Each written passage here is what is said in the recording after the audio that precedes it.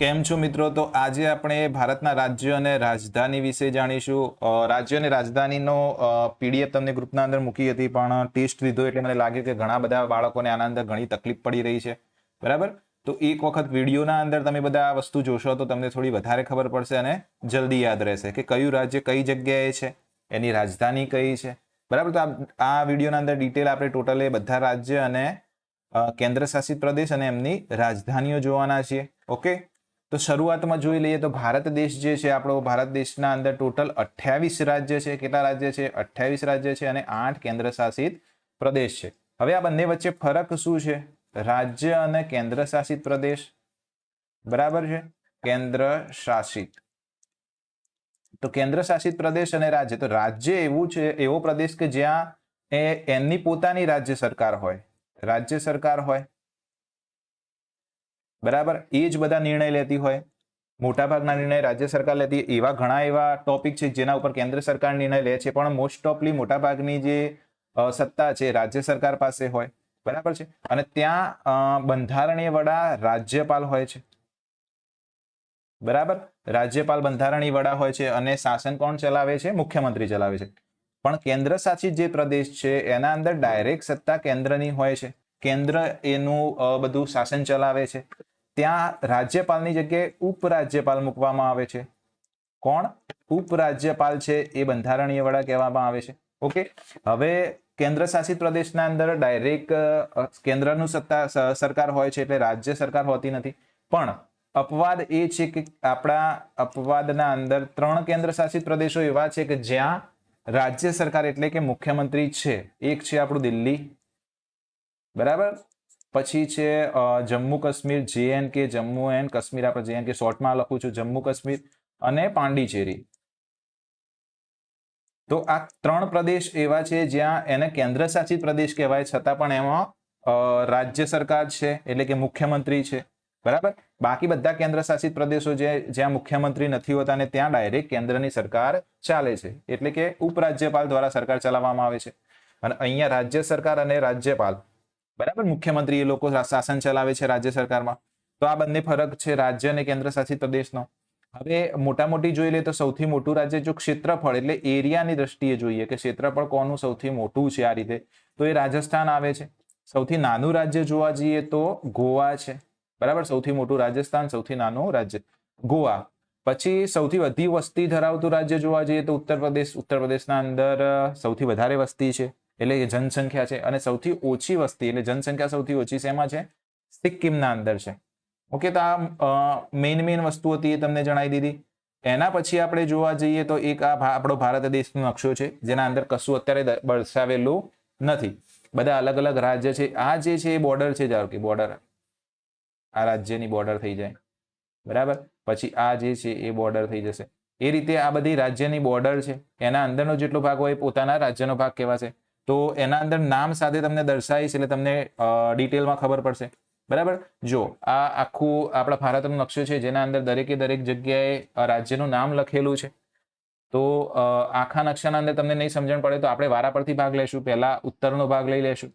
બરાબર? ઉત્તર ભારતનો ભાગ લઈ લેશું, પછી આ રીતે પૂર્વનો ભાગ લઈ લેશું, પછી મધ્ય ભારતનો ભાગ લઈશું અને છેલ્લે દક્ષિણ ભારતનો. અલગ અલગ દર્શાવીને તમને દેખાડીશ એટલે તમને ખબર પડશે.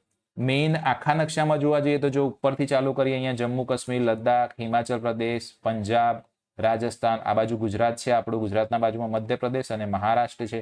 અહીંયા ઉત્તર પ્રદેશ, આ હરિયાણા છે નાનું અહીંયા, પછી આ દિલ્હી છે. બરાબર? પછી ઉત્તરાખંડ, સિક્કિમ, આ રીતે બધા અલગ અલગ રાજ્ય છે. તો પહેલા ઉત્તર ભારતનું જોઈ લઈએ. ઉત્તર ભારતનો નકશો જોઈએ કે જે ઉપરનો ભાગ છે. કયો ભાગ? આ ભાગ છે. એ રાજ્યો કયા કયા છે એ વ્યવસ્થિત રીતે જોઈ લઈએ. તો જો પહેલા ઉપર જે છે બે, આ જમ્મુ કાશ્મીર છે, આ જે ભાગ રહ્યો એ જમ્મુ કાશ્મીરનો છે. એના સિવાય ઉપરનો જે ભાગ છે એ કહેવાશે લદ્દાખ. હવે આ બંને શું છે? કેન્દ્ર શાસિત પ્રદેશ છે. જમ્મુ કાશ્મીર અને લદ્દાખ બંને કેન્દ્ર શાસિત પ્રદેશ છે. બરાબર? તો હવે જમ્મુ કાશ્મીર અને લદ્દાખ બંનેની રાજધાની આપણે જોઈ લઈએ. તો જમ્મુ કાશ્મીરના અંદર 2 રાજધાની કામ કરશે. બરાબર? જમ્મુ કાશ્મીરના અંદર 2 રાજધાની કામ કરશે. જો શિયાળો ચાલતો હોય તો શિયાળાના અંદર જમ્મુ એની રાજધાની કઈ કામ કરશે. અને જો ઉનાળો છે, ઉનાળો એટલે પાછળનો વર્ષના જે ઠંડીના કારણ કે કેવું છે ત્યાં બહુ બધો બરફ પડે છે, તો અમુક એરિયા એવા છે કે જે શિયાળાના અંદર ત્યાં કામ કરવું મુશ્કેલ થઈ જાય છે, બહુ બધો બરફ પડતો હોય છે, તો એ રીતે એમને એ પ્રમાણે સેટ કરેલું છે. તો શિયાળાના અંદર એની રાજધાની જમ્મુ રહે છે, અને ઉનાળાના અંદર એટલે વર્ષના પાછળના ભાગમાં, એવું નહીં કે પછી સાહેબ કોક કહેશે સાહેબ ચોમાસું ક્યાં ગયું, એટલે જે ઠંડીના દિવસો 6 મહિના જે છે, 6 મહિના ઠંડીના 6 મહિના એમાં જમ્મુ રાજધાની રહેશે, અને અહીંયા જે ગરમીના 6 મહિના છે એના અંદર શ્રીનગર. કઈ હશે? શ્રીનગર. પછી આ બાજુ છે લદ્દાખ, તો લદ્દાખની રાજધાની છે લેહ.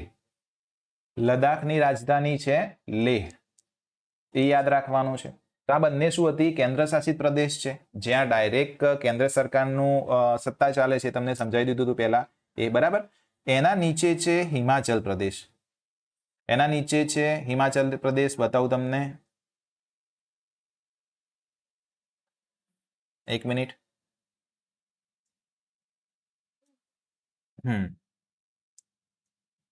અહીંયા પણ એવું જ છે. હિમાચલ પ્રદેશના અંદર પણ એ પણ પર્વતવાળો હિમાલયના નજીકનો ભાગ છે. અહીંયાથી હિમાલય ચાલુ થાય છે, પર્વતમાળા અહીંયા સુધી છે. તો ત્યાં પણ વધારે ઠંડી અને બરફવાળું વાતાવરણ રહે છે હિમાચલ પ્રદેશમાં. તો ત્યાં પણ બે રીતે, આ રીતે જેવી રીતે જમ્મુ કાશ્મીરમાં છે, હિમાચલ પ્રદેશ રાજ્ય છે, બરાબર, એ યુનિયન ટેરિટરી નથી. હિમાચલ પ્રદેશ રાજ્ય છે, તો ત્યાં પણ બે રાજધાનીની સિસ્ટમ ચાલે છે. તો શિયાળાના અંદર જે રાજધાની છે રહેશે એમની, એનું નામ છે ધર્મશાળા. ધર્મશાળા. ધર્મશાળા તમે નામ સાંભળ્યું છે, ક્રિકેટ સ્ટેડિયમ બન્યું છે, ત્યાં ઘણી બધી ક્રિકેટ રમાય છે અત્યારે, બરાબર. પછી ઉનાળાના અંદર શિમલા. શિમલા ઘણા બધા લોકો ફરવા જતા હશે, તમને ખબર હશે શિમલા. તો શિમલા કઈ છે? ઉનાળાની એટલે ગરમીના વિસ્તાર, બરાબર, ઉનાળો. અને આ છે શિયાળો. શિયાળામાં ધર્મશાળા અને ઉનાળામાં શિમલા. હવે એના નીચે છે પંજાબ છે, અને પંજાબના નીચે જે આ રાજ્ય છે, આ ભાગ જે દેખાય છે, એ છે હરિયાણા. હરિયાણા. ઓકે, આ જે છે આપણું શું છે? પંજાબ. હવે આ એક બંને રાજ્ય એવા છે, બંને રાજ્ય એવા છે કે જ્યાં બંનેની રાજધાની એક જ છે, બરાબર. બંનેની રાજધાની એક જ છે. કઈ છે? ચંદીગઢ, બરાબર. આ બંને એવા રાજ્ય છે જેની રાજધાની ચંદીગઢ. તો આ પણ પૂછાઈ શકે એવું છે, કયા બે રાજ્ય છે જેની રાજધાની એક જ છે? તો પંજાબની રાજધાની એટલે પંજાબનું શાસન બી ચંદીગઢથી ચાલે છે, અને હરિયાણાનું જે શાસન છે એ તો ક્યાંથી ચાલે છે? ચંદીગઢથી. રાજધાની એટલે તો ખબર છે, રાજધાની એટલે જ્યાંથી શાસન ચાલતું હોય, જેમ આપણું ગુજરાતનું ગાંધીનગર. તો ગુજરાતનું સચિવાલય ને બધું ક્યાં છે? આપણું મેઇન ગાંધીનગર છે, બરાબર છે, એ રીતે. તો આ બધું ક્લિયર કરું તો તમને થોડી ખબર પડશે. તો પંજાબ અને હરિયાણા બંનેની રાજધાની ચંદીગઢ થઈ ગઈ. ઓકે. પછી આ છે ઉત્તર પ્રદેશ. આ હરિયાણા અહીંયા લખાઈ ગયું છે, બાકી હરિયાણા આ એરો, બરાબર. અહીંયા આ આખો ભાગ છે જે મોટો, આટલો મોટો, એ બધો શું છે? ઉત્તર પ્રદેશ, બરાબર. આ બધો ભાગ છે એ બધો ઉત્તર પ્રદેશ આવી જશે. ઉત્તર પ્રદેશ તો તમને ખબર જ છે, બહુ બધી જગ્યાએ તમે ન્યૂઝમાં એ જગ્યાએ નામ સાંભળ્યું હશે, બરાબર. તો ઉત્તર પ્રદેશની રાજધાની કઈ થઈ છે? લખનઉ. ઉત્તર પ્રદેશની રાજધાની શું થઈ જશે? લખનઉ. તો ઉત્તર પ્રદેશની રાજધાની થઈ ગઈ લખનઉ. હવે આ બાજુ છે આપણા ઉત્તરમાં, ગુજરાતના ઉપર છે. ગુજરાતના ઉપર કયું રાજ્ય આવે છે? રાજસ્થાન. રાજસ્થાનની રાજધાની છે તમારી જયપુર, બરાબર. રાજસ્થાનની રાજધાની શું થઈ ગઈ? જયપુર. અને ઉત્તર પ્રદેશની બાજુમાં છે બિહાર, બરાબર. તો બિહારની રાજધાની છે પટના. ખબર પડી ગઈ. અહીંયા રાજ્યો, ઉત્તર ભારતના બધા રાજ્યો આવી ગયા અહીંયા. અને એક નાનકડું આ રહી જાય છે સિક્કિમ. આ જે નાનકડો ભાગ છે એ શું છે? સિક્કિમ. સિક્કિમની રાજધાની છે ગંગટોક. કઈ છે? ગંગટોક. કઈ રીતે લખાશે? ગંગટોક, બરાબર. તો સિક્કિમની રાજધાની શું થઈ ગઈ? ગંગટોક. તો આટલા જે છે આપણા ઉત્તર ભારતના રાજ્યો છે, એમની રાજધાની આપણે જોઈ લીધી કઈ કઈ રીતે છે. સૌથી ઉપર જમ્મુ, એના જમ્મુ કાશ્મીર, બાજુમાં લદ્દાખ, એના નીચે હિમાચલ પ્રદેશ, એના નીચે પંજાબ, પંજાબના નીચે હરિયાણા, હરિયાણા નીચે રાજસ્થાન. રાજસ્થાન અહીંયા પંજાબના આ બાજુ જોઈએ તો ઉત્તરાખંડ, અને એના નીચે ઉત્તર પ્રદેશ. ઉત્તર પ્રદેશના બાજુમાં બિહાર, અહીંયા છે આપણું બિહાર. ઓકે, તો આટલા ઉત્તર ભારતના રાજ્યો હતા. હવે આપણે પૂર્વ ભારતના રાજ્યો જોઈશું. પૂર્વ ભારતના રાજ્યો જોઈશું. તો પૂર્વ ભારતના રાજ્યો જે અહીંયા સુધી ફેલાય છે, આ પહેલો ઉપરનો ભાગ છે, અહીંયાથી લઈને અહીંયા થોડો નાનકડો ભાગ, આ રીતે આ બધો ભાગ છે એ અરુણાચલ પ્રદેશ છે. શું છે? અરુણાચલ પ્રદેશ. અરુણાચલ પ્રદેશની રાજધાની છે ઈટાનગર. અરુણાચલ પ્રદેશની રાજધાની શું છે? ઈટાનગર. અહીંયા લખી દઉં છું, ઈટાનગર. યાદ આવે છે? અહીંયા જો આપણે સિક્કિમ અહીંયા સુધી જોયું હતું, બિહાર સુધી, તો એ બિહારના પાછળનો આ સાઈડનો ભાગ, બરાબર. બિહાર અને ઉત્તર પ્રદેશ ને બધું જોયું હતું આપણે, તો એના આ સાઈડનો ભાગ. તો સિક્કિમ જોયું હતું, સિક્કિમથી આગળ જઈએ આ રીતે તો અરુણાચલ પ્રદેશ છે. વચ્ચેનો જે આ બધો ભાગ છે એ છે આસામ. કયું રાજ્ય છે? આસામ. આસામની રાજધાની છે દિસપુર. આસામની રાજધાની શું છે? દિસપુર છે. યાદ રાખજો. એના પછી જે આસામના આ સાઈડ વાળો ભાગ છે, જો આ ભાગ જે છે એ કયો છે? આપણો નાગાલેન્ડ. બરાબર, આ નાગાલેન્ડ છે આપણું. નાગાલેન્ડની રાજધાની છે કોહિમા. એક મિનિટ જોઈ લો હું. નાગાલેન્ડની રાજધાની છે કોહિમા. કોહિમા, બરાબર. પછી છે એના નીચે મણિપુર. આ એના નાગાલેન્ડના નીચે વાળો જે ભાગ છે આ, એ બધો શું છે? મણિપુર કહેવાશે. બરાબર છે, મણિપુર છે. તો મણિપુર રાજ્ય છે આ, એની રાજધાની થઈ આપણી કઈ છે? ઇમ્ફાલ. મણિપુરની રાજધાની છે, અહીંયા લખી દઉં છું, ઇમ્ફાલ. ઓકે, યાદ રાખજો. મણિપુરના નીચે પાછું છે મિઝોરમ. મથી મ. મણિપુરના નીચે મિઝોરમ. બરાબર, તો મણિપુરના નીચે છે મિઝોરમ. હવે મિઝોરમની રાજધાની કઈ છે? આઇઝોલ. આઇઝોલ કઈ છે? આઇઝોલ.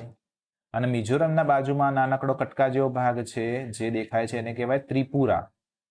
આ સાઈડનો જે ભાગ છે એને કહેવાશે ત્રિપુરા. આ બધું ક્લિયર કરવા દે પહેલા મને. હા, આ છે ત્રિપુરા આપણું. આ ત્રિપુરા છે. ઓકે, ત્રિપુરાની રાજધાની છે અગરતલા. ઓકે, ત્રિપુરાની રાજધાની છે અગરતલા. પછી આ સાઈડના રાજ્ય પૂરા થઈ ગયા. હા, એક બાકી છે પશ્ચિમ બંગાળ. આ જે છે રાજ્ય આપણું, આ સાઈડ બિહાર આપણે ભણ્યા હતા. બિહાર પેલી સાઈડ જોયું હતું ઉત્તર ભારતમાં, તો બિહારના થોડું સાઈડમાં અને નીચે આ જે રાજ્ય દેખાય છે એ આપણું છે પશ્ચિમ બંગાળ. પશ્ચિમ બંગાળની રાજધાની છે કોલકાતા. બરાબર, પશ્ચિમ બંગાળ. પશ્ચિમ બંગાળના બાજુમાં બિહારના નીચે અને પશ્ચિમ બંગાળના સાઈડમાં બીજા રાજ્ય છે આપણું ઝારખંડ. આને ક્લિયર કરવા દે. હા, ઝારખંડ. આ છે આપણું ઝારખંડ. તો ઝારખંડની રાજધાની છે રાંચી. ઝારખંડની રાજધાની કોણ શું થઈ જશે? રાંચી. અને રાંચી ઝારખંડના નીચે, એક્ઝેક્ટ ઝારખંડ અને પશ્ચિમ બંગાળ બંનેના નીચે આવે છે આ રીતે. આ રીતે એના નીચે છે ઓડિશા. આ બધું અહીંયાથી લઈને અહીંયા બધું શું છે? ઓડિશા. ઓડિશાની રાજધાની આપણી છે ભુવનેશ્વર. ભુવનેશ્વર, બરાબર. તો ઓડિશાની રાજધાની કઈ થઈ જશે? ભુવનેશ્વર થઈ જશે. હવે પૂર્વ ભારત આપણું થઈ ગયું, પૂર્વ પતી ગયું, ઉત્તર વાળો ભાગ જોઈ લીધો. તો હવે મધ્ય ભારત જોઈ લઈએ. કયો? જો આ બિહાર આપણે જોયું હતું, બિહાર, ઝારખંડ, પશ્ચિમ બંગાળ, ઓડિશા જોયું હતું. તો એનાથી આ સાઈડ વાળો ભાગ એટલે મધ્ય ભારત.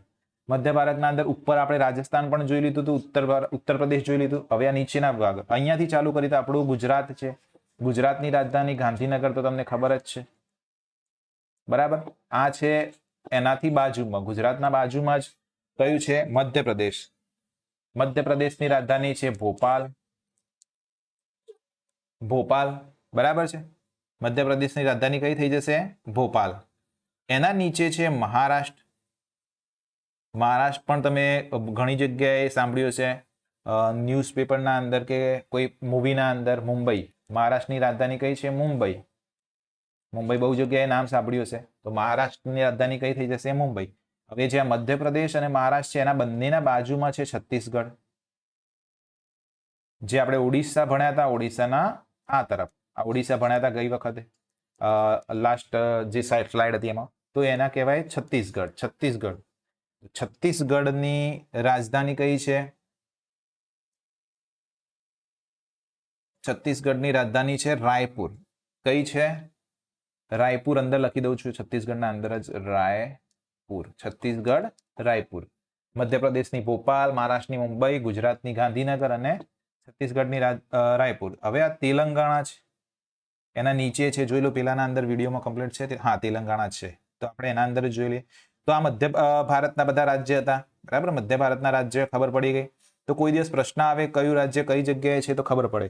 હવે એના સિવાય બે યુનિયન ટેરિટરી એટલે કે કેન્દ્ર શાસિત પ્રદેશો છે એ જોવાના છે. એ અહીંયા નાનકડું એક આટલું ગુજરાતના અંદર નાનકડું છે દીવ. દીવ એ પણ એક કેન્દ્ર શાસિત પ્રદેશ છે. અને આ તરફ જે આપણું મહારાષ્ટ્ર છે એના બાજુમાં અહીંયા છે દમણ અને દાદરા નગર હવેલી, બરાબર. આપણે બોલીએ છીએ ને દીવ, દમણ અને દાદરા નગર હવેલી. તો દીવ, દમણ, દાદરા નગર હવેલી ત્રણેય નજીક નથી, અલગ અલગ છે. દીવ એક તરફ છે, દમણ અને દાદરા નગર હવેલી એક તરફ છે. ઓકે, તો આ બંનેની રાજધાની કઈ છે? આ બંનેની રાજધાની ભેગી દમણ છે. આ બંનેની, દીવની પણ અને દમણ અને દાદરા નગર હવેલી, આ બંને છે અલગ અલગ જગ્યાએ, પણ એ બંનેની રાજધાની કઈ છે? દમણ, બરાબર. એટલે બધા ભેગું બોલે છે દીવ, દમણ અને દાદરા નગર હવેલી. તો આ રીતે છે, એ બંને કેન્દ્ર શાસિત પ્રદેશ છે, એ જોઈ લીધા. હવે આપણે આવીએ છીએ દક્ષિણ ભારત તરફ. દક્ષિણ ભારત તરફ આવીએ છીએ તો દક્ષિણ ભારતના અંદર આ તેલંગાણા, જે મહારાષ્ટ્ર હતું, આ મહારાષ્ટ્ર હતું આપણું મધ્ય ભારતનું મહારાષ્ટ્ર હતું. તો મહારાષ્ટ્રના નીચે આ બાજુ કયું રાજ્ય છે? તેલંગાણા છે.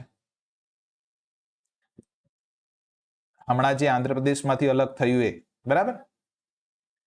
તો તેલંગાણા, તેલંગાણાની રાજધાની કઈ છે? તેલંગાણાની રાજધાની છે હૈદરાબાદ, બરાબર.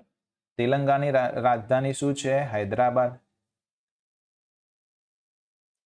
અને એના નીચે છે આંધ્રપ્રદેશ, જેમાંથી તેલંગાણા અલગ થયું. આંધ્રપ્રદેશ અને તેલંગાણા બે રાજ્ય અલગ અલગ બન્યા, બરાબર છે. તો આંધ્રપ્રદેશ છે, એની રાજધાની કઈ છે? એની રાજધાની પહેલા જ્યારે મિક્સ હતું એ વખતે બંનેની ભેગી હૈદરાબાદ હતી. અત્યારે હૈદરાબાદ અલગ કર્યું એટલે એની રાજધાની છે, ક્યાં ગયું હૈદરાબાદ?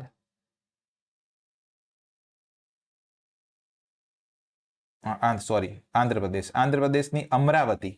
આંધ્રપ્રદેશ અલગ થયું. આંધ્રપ્રદેશની કઈ રાજધાની છે? અમરાવતી. તેલંગાણાની હૈદરાબાદ અને આંધ્રપ્રદેશની અમરાવતી. કર્ણાટક છે આ બાજુ, એના બાજુમાં. તો કર્ણાટકની બેંગ્લોર. બેંગ્લોર પણ નામ સાંભળ્યું છે તમે ઘણી જગ્યાએ, બરાબર. એના નીચે સૌથી નીચે અહીંયાથી સમુદ્ર આવી જાય છે, સૌથી નીચે એક બાજુ છે કેરળ અને એક બાજુ છે તમિલનાડુ. કેરળ એક બાજુ છે કેરળ. કેરળની રાજધાની તિરુવનંતપુરમ. કેરળ છે એની રાજધાની છે તિરુવનંતપુરમ, બરાબર. અને આ બાજુ છે તમિલનાડુ. તમિલનાડુ છે, તમિલનાડુની રાજધાની કઈ થઈ જશે? ચેન્નઈ. ચેન્નઈ પણ ઘણી જગ્યાએ નામ સાંભળ્યું છે, ચેન્નઈ. તમિલનાડુના રાજધાની શું થઈ જશે? ચેન્નઈ. હવે અહીંયા 3 કેન્દ્ર શાસિત પ્રદેશ છે. આ બધું ક્લિયર કર્યું એટલે સમજાશે તમને.